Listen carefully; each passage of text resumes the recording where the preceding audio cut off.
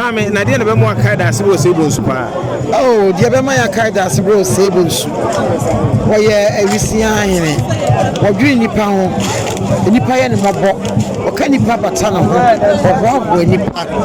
And no, I must say, betray Yabu, Nipa the back.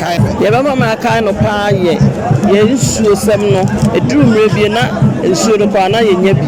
No, I'm sorry, and no boy, and no bayan, your baby, and my fade, and sweet baby, I said, you wouldn't be. And now, dear mamma, your kindness, I would say, why I should be in it.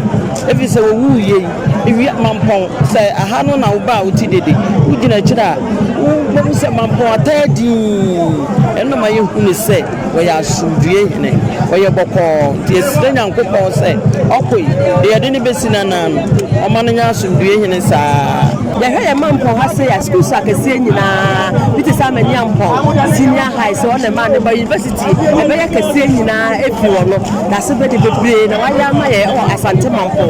It's a back kind of father foot too, and in the crash and the cassache, into your gladiator pie, your foot to 4 park a second, into the foot to so that you not that yes, so you need in Chilimaso, so you be a catcher woman. And yes, I told them when your couple said, on one of the panna, then said there be no, then you know, you be shame, and for the cry, and see Abraham, a cuckoo, and my